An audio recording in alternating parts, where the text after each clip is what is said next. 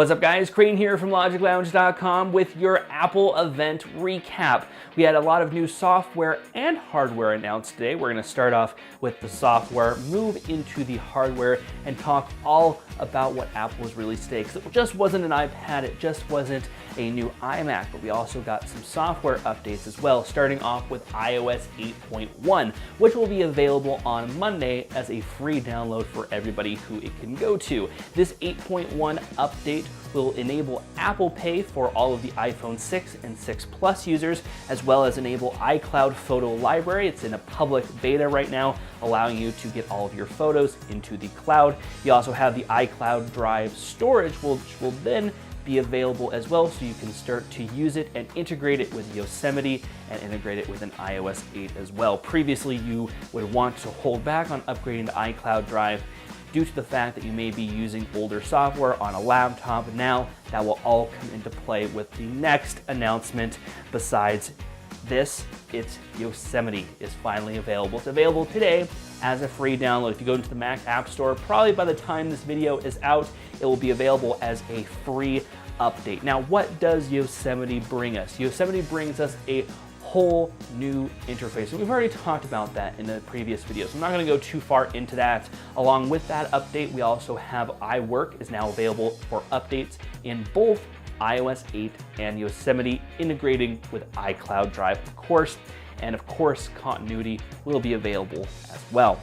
Now, we get to the meaty part, the new hardware that we have from Apple. We have, I think, 4 new things. The first one is the next iPad Air, what they're calling iPad Air 2. It is only 6.1 millimeters thick. That's really, really small, even thinner than a standard pencil. It has a second generation 64-bit processor, 3 billion transistors compared to the only 1 billion transistors in the original iPad Air, 40% faster CPU, 2.5 times faster GPU, an amazing 10 hours of battery life, an 8 megapixel iSight camera with the 1080p video, of course, Touch ID. Yes, the tablets finally have Touch ID now, which is great.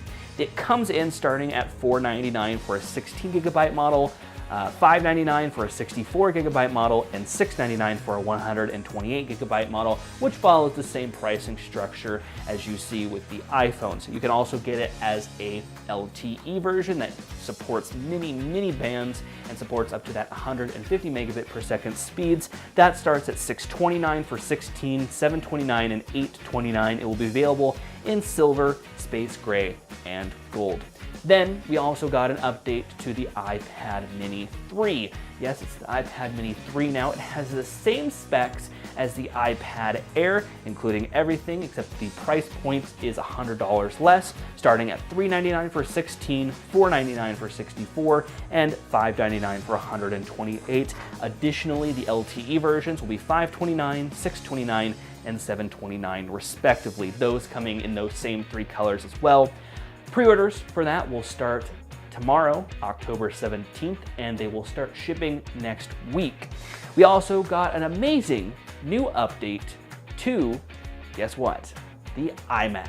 The iMac now has a Retina display, a very large Retina display. The 27-inch iMac now has a 5K display. That 5K display comes in at 5210 by 2880. That is a large display. I think you can fit like 7 1080p movies into it. It's insane. The baseline model comes with an i5 at 3.5 gigahertz, an AMD Radeon R9, 8 gigabytes of RAM, and a 1 terabyte Fusion drive with i7 options and higher available if you want to upgrade it and customize it.